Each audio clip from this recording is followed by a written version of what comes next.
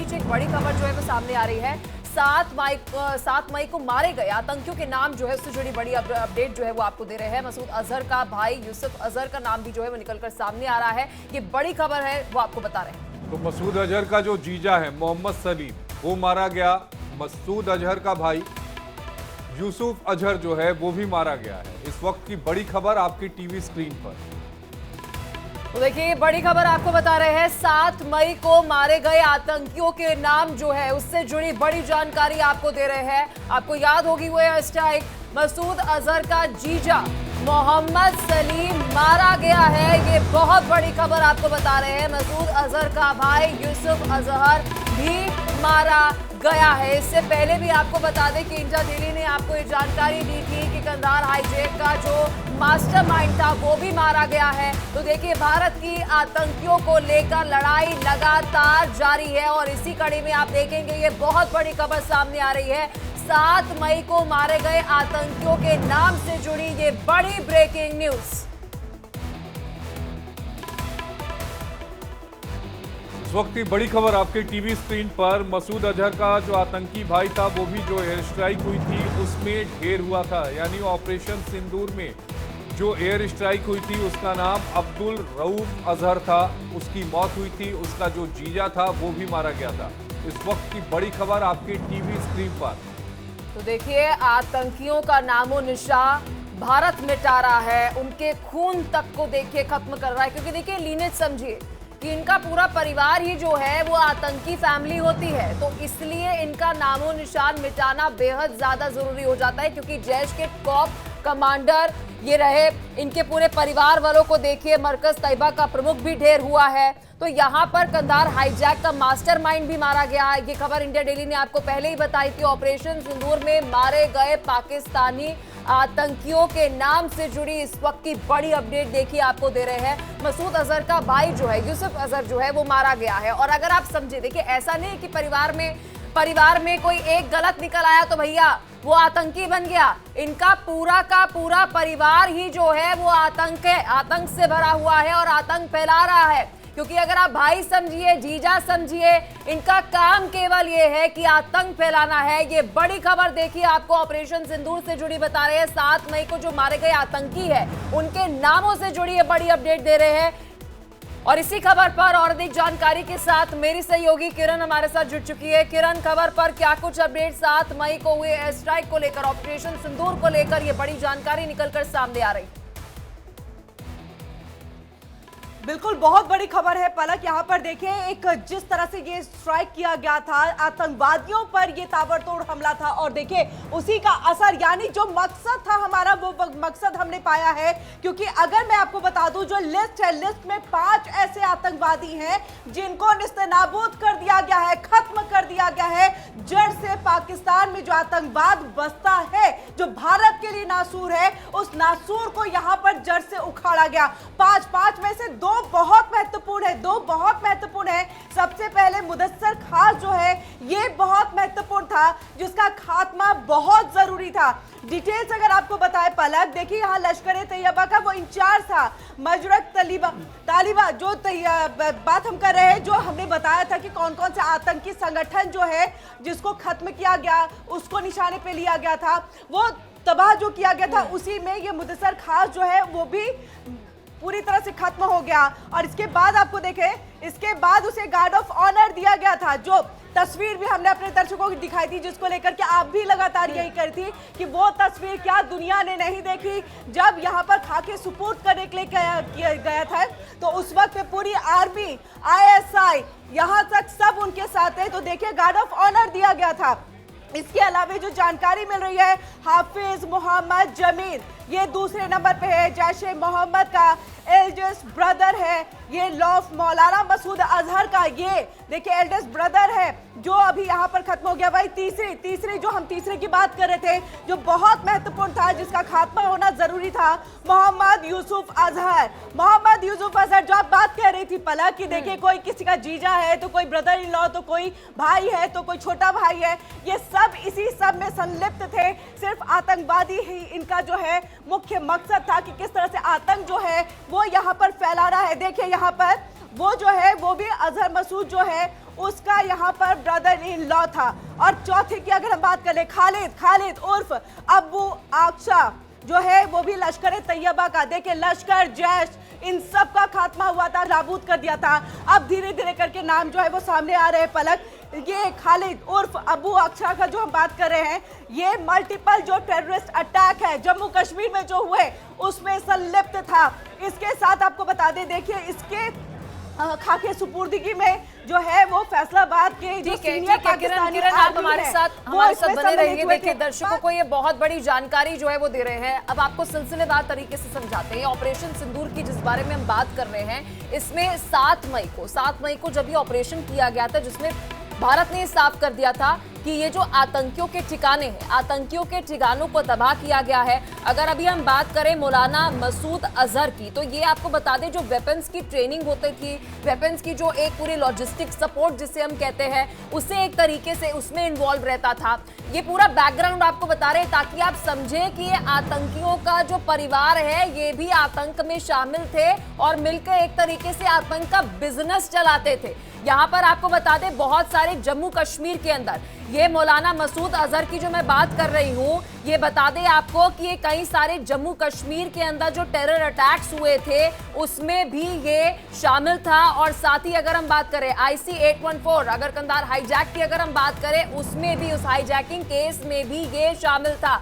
और साथ ही खालिद अबू अकासा की भी बात करें, ये भी लश्कर तैयबा का मल्टीपल टेररिस्ट अटैक्स जो जम्मू कश्मीर में होते थे, रजौरी पुंछ में हम देखते थे। साथ ही हम LOC के पास अगर हम जितने भी जगहों की बात करें वहां पर हम देखते थे कि ये टेररिस्ट जो है एक्टिविटीज देखने को मिलती थी। लगातार मेरी सहयोगी किरण भी हमारे साथ जुड़ी हुई है। किरण, देखिए इनका बैकग्राउंड बताना बेहद ज्यादा जरूरी हो जाता है। ऑपरेशन सिंदूर की अगर हम बात करें, चुन कर एकदम प्रिसाइज हमने जो लोकेशन ट्रैक की, वहां पर पूरा हम कह सकते हैं इंटेल रिपोर्ट ली, फिर उसके बाद ये एयर स्ट्राइक की गई है ताकि आतंकियों को जड़ से मिटा दिया जाए।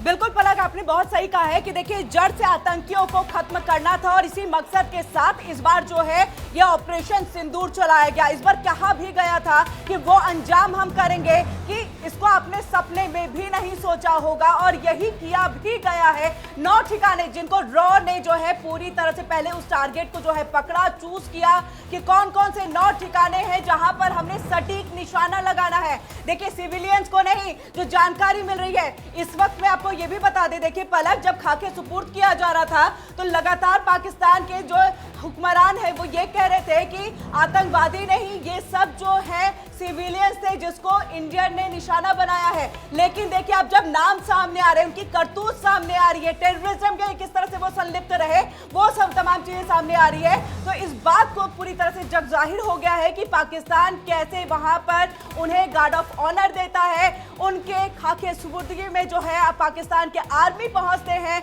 वहां पर जो फूलों का गुलदस्ता एक तरह से जाता है वो जाता है यहाँ पर चीफ ऑफ आर्मी के जो सीनियर है यानी कि आसिम मुनीर का, शहबाज शरीफ की तरफ से भी देखिए यहाँ पर फूल उनकी खाके सुपुर्दगी में जो है वो चढ़ाए जाते हैं, यानी मातम मनाया जाता है, मातम मनाया जाता है। एक बार फिर से हम अपने दर्शकों को पलक बता दें, देखिए 5वां नंबर जो था वो था मोहम्मद हसन खान, जैशे मोहम्मद से ये जुड़ा हुआ था, सन ऑफ मुफ्ती असगर खान कश्मीरी था ये। और देखिए आपको बता दें जैशे मोहम्मद का जो भी ऑपरेशनल कमांडर वो ये हसन जो है वो संभालता था, यानी कि जो भी ऑपरेशनल चीजें होती थी वो सब कुछ मोहम्मद हसन जो है वो संभाला किया करता था। और देखिए आपको लगातार हम जानकारी दे रहे, पहला और तीसरा नंबर जो है वो बहुत महत्वपूर्ण, और उसी को सबसे ज्यादा खत्म करना था क्योंकि दोनों जो है मसूद अजहर से और खास तौर से क्या कुल मिलाकर किरण यहाँ पर हम कह सकते हैं कि ये जो आतंकियों का खात्मा भारत ने किया है, ये केवल और केवल पहलगाम आतंकी हमले का बदला नहीं लिया गया है, ये उन सभी आतंकी हमलों का बदला जो भारत में कोई भी सरकार रही हो, हम डिटेल्स में नहीं जाएंगे, लेकिन आपने भारत में आतंक फैलाया उसका बदला इंडियन आर्मी ने लिया है, भारतीय सेना ने लिया है। बिल्कुल पलक, यहाँ पर सिर्फ पहलगाम हमला नहीं, पहलगाम हमला तो हमारे लिए आखिरी था, जो हमने ये कहा कि अब आखिरी कील ठोकेंगे। मुख्यमंत्री योगी आदित्यनाथ की वो बात भी याद होगी लोगों को, जब उन्होंने कहा था कि अब उनकी ताबूतों पर आखिरी कील ठोकी जाएगी। और देखिए ये वही वक्त है, क्योंकि पहलगाम का हमला हो गया, अपने सैलानियों पर हमला किया, जो पहली बार हुआ था इतिहास में। और इसी के बाद देखिए सरकार ने ये कहा कि अब और नहीं, और इसी के साथ ऑपरेशन सिंदूर। लेकिन उससे पहले भी हमने कई कूटनीतिक, आर्थिक तौर पर, किरण आप हमारे साथ बने रहिए। रजनीश हमारे साथ जुड़ चुके हैं। रजनीश, देखिए ये बहुत बड़ी खबर जो है वो निकलकर सामने आ रही है। 7 मई को भारत ने जो बदला लिया, पहलगाम आतंकी हमले का तो बदला लिया ही लिया, लेकिन साथ ही जितनी भी आतंकी घटनाएं भारत में हुई, भारत ने उसका बदला भी लिया। यानी अब हमारी लड़ाई आतंक के खिलाफ जो शुरू हुई है, ये दूर तलक जाएगी। देखिए बिल्कुल, भारत की जो लड़ाई है वो शुरू से ही आतंकवाद के खिलाफ है। आतंकवाद, आतंकी और जो आतंकी संगठन है उनके खिलाफ लड़ाई शुरू से ही भारत लड़ता रहा है। जहां तक बात 7 मई की बात है, तो 7 मई के हमलों में जो आतंकी मारे गए थे उसमें से एक था मुदस्सर खदियान खास, दूसरा था हाफिज मोहम्मद जमील, तीसरा मोहम्मद यूसुफ अजहर, चौथा खालिद एलियस अबू अकाशा, पांचवा मोहम्मद हसन खान। ये वो 5 आतंकी थे जो भारतीय हमले में मारे गए थे 7 मई को। अगर मैं सबसे पहले आतंकी की बात करूं तो मुदस्सर खदियान खास जो था वो मुरिद के में मरकज तैयबा का प्रभारी था। पाकिस्तान सेना ने उनके अंतिम संस्कार में गार्ड ऑफ ऑनर दिया था। आप सोचिए, एक आतंकी के अंतिम संस्कार पे गार्ड ऑफ ऑनर दिया जाना, ये अपने आप में बड़ी बात है कि एक आतंकवादी को पाकिस्तान सरकार गार्ड ऑफ ऑनर दे रही है। वहीं अगर हाफिज मोहम्मद जमील की अगर मैं बात करूं तो ये जैश ए मोहम्मद से संबंध रखता है, और मौलाना मसूद अजहर का सबसे बड़ा जो साला है वो ये है हाफिज मोहम्मद जमील। तो यानी हाफिज मोहम्मद जमील भी जैश ए मोहम्मद का एक बड़ा आतंकी है। वहीं मोहम्मद यूसुफ अजहर की अगर मैं बात करूं तो मोहम्मद यूसुफ अजहर जैश ए मोहम्मद से संबंध है इसका, और ये भी मोहम्मद जो मौलाना मसूद अजहर है उसका साला है। जैश ए मोहम्मद के लिए हथियारों की जो ट्रेनिंग दिया करता था ये। वहीं अगर बात की जाए खालिद अबू अकाशा की, पलक, तो खालिद अबू अकाशा भी लश्कर तैयबा से इसका संबंध है, और जम्मू कश्मीर में कई आतंकवादी हमलों में ये शामिल रह चुका है। इसके अलावा अफगानिस्तान से हथियारों की तस्करी में ये लगा हुआ था। इसका मतलब ये हुआ खालिद अबू अकाशा जो लश्कर तैयबा का आतंकी था, उस पर जिम्मेदारी थी कि वो जो आतंकी संगठन के लिए तमाम हथियार, गोला बारूद का इंतजाम करे। इसके अलावा मोहम्मद हसन खान जो 5वां और आखिरी जो आतंकवादी मारा गया था वो भी जैश ए मोहम्मद से उसका संबंध है, और पीओके के जैश ए मोहम्मद के ऑपरेशनल कमांडर मुफ्ती असगर खान कश्मीरी का बेटा है। यानी पीओके में जो आतंकवादी संगठन है जैश ए मोहम्मद, उसमें ऑपरेशन कमांडर मुफ्ती असगर खान का ये कश्मीरी का ये बेटा है। तो कहीं ना कहीं ये 5 आतंकी जो मारे गए हैं ये भारत के भी मोस्ट वांटेड थे। और सबसे बड़ी बात, हैरानी करने वाली बात ये है कि आतंकियों के मारे जाने पर उन्हें शहीद का दर्जा पाकिस्तान में दिया जाता है। पाकिस्तान सरकार के द्वारा, पाकिस्तान आर्मी के द्वारा, पाकिस्तान के जो हुक्मरान हैं उनके द्वारा गार्ड ऑफ ऑनर का जो है सम्मान दिया जाता है। आप सोचिए, अगर कोई देश आतंकवादियों को गार्ड ऑफ ऑनर दे तो उसकी चाल, चरित्र और चेहरा तो क्या कैसा अब होगा? ये माना क्या जाए वो रजनीश, वाकई में जिस तरह से भारत ने आतंकवाद के खिलाफ ये कार्रवाई की है, फिर उसके बाद जो रिएक्शन सामने से पाकिस्तान से सामने आया, तो फिर पाकिस्तान ने पुख्ता कर दिया कि देखिए आपके मुल्क में, आपके देश में एक मैन्युफैक्चरिंग हब चल रहा था, और वो मैन्युफैक्चरिंग हब किस चीज का था? आतंकवाद का वो मैन्युफैक्चरिंग हब था। आप आतंकवाद को पाल रहे थे, भारत ने उसको खत्म कर दिया।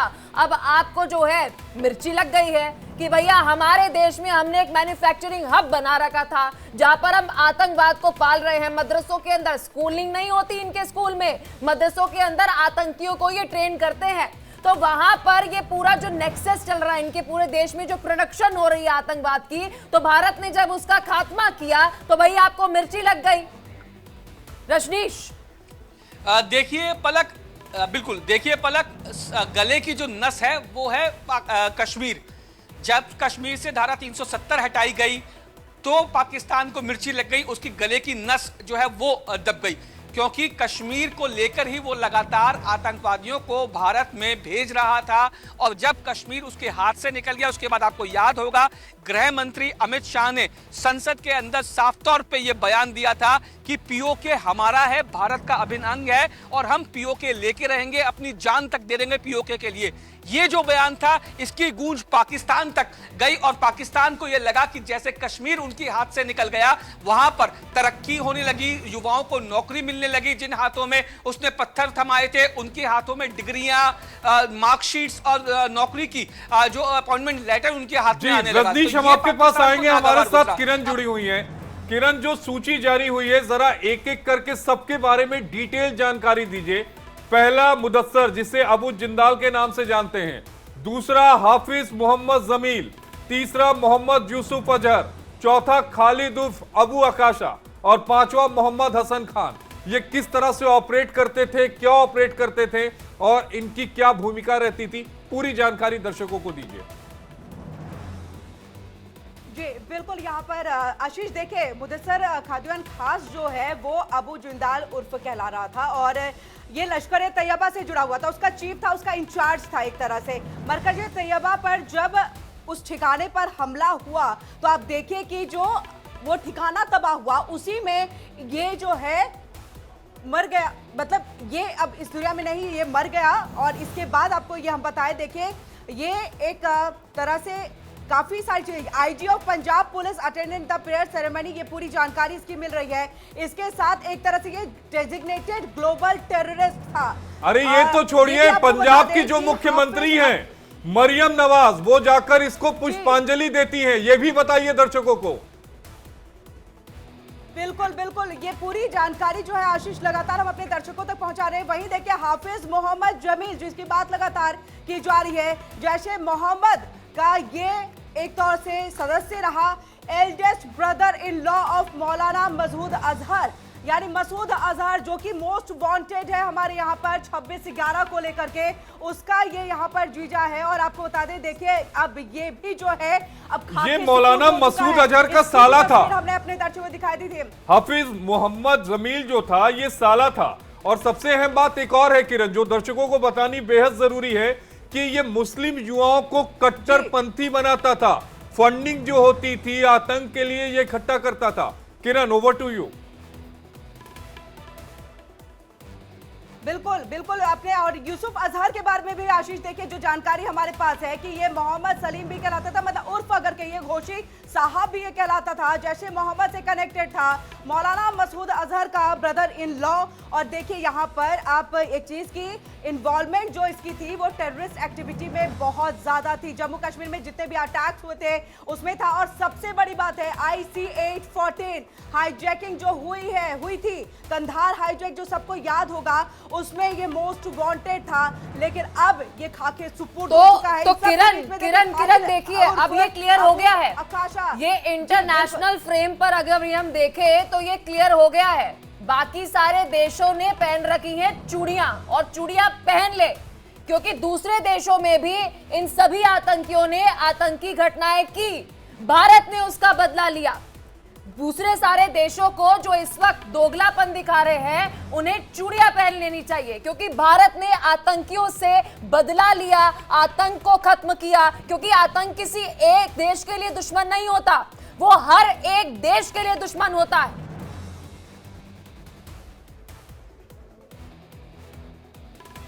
बिल्कुल बिल्कुल पलक, आपने बहुत सही कहा है यहाँ पर कि देखिए आतंकवाद किसी एक देश का दुश्मन नहीं होता, वो हर देश का दुश्मन होता है। और यहाँ पर हर किसी को अब इसको लेकर के जो है जवाब देने की जरूरत है। लेकिन कब जागेगा पूरी दुनिया, कब जागेगी, ये एक बड़ा सवाल है। क्योंकि जिस तरह से IMF को लेकर के यानी फंडिंग उससे जारी कर दी गई, अमेरिका सबसे यहाँ पर संदिग्ध है। कहीं ना कहीं ये कहा जा सकता है कि देखिए भारत पूरी तरह से भरोसा अमेरिका पर नहीं कर सकता है, और नहीं कर सकता है इसकी सबसे नासिर के पास चलेंगे। किरण, आप हमारे साथ बने रहिएगा। नासिर के पास चलेंगे श्रीनगर में। नासिर, श्रीनगर में इस समय क्या हालात हैं?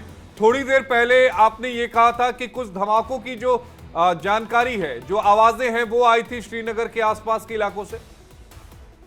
जी बिल्कुल, देखिए आशीष, जो लाइव के दौरान जो धमाके हमें सुनाई दिए तो वो एयरपोर्ट के नज़दीक, जो ओल्डी एयरपोर्ट है उसके नज़दीक जो है वो ब्लास्ट तो हुए थे। जो ड्रोन्स जो है उनको ध्वस्त किया गया हवा में ही, लेकिन उसकी गूंज जो है दूर दूर श्रीनगर के कोने कोने कोने तक पहुंची। अभी जो श्रीनगर की हालत है वो बिल्कुल सामान्य है, बिल्कुल शॉप्स वैसे ही खुले हुए हैं, लोग भी जो है श्रीनगर की सड़कों पे चलते हुए नजर आ रहे हैं, वाहन भी जो है श्रीनगर की सड़कों पे चलते हुए नजर आ रहे हैं। कुल मिला के अगर देखा जाएगा दिन में 12 बजे के करीब अभी भी पाकिस्तान जो है अपनी नापाक हरकतों से बाज नहीं है। एक तरफ से उनका दोगलापन, पाकिस्तान का जो दोगलापन है और नापाक हरकतें हैं वो देखी भी जा रही है, समझ में भी आ रहा है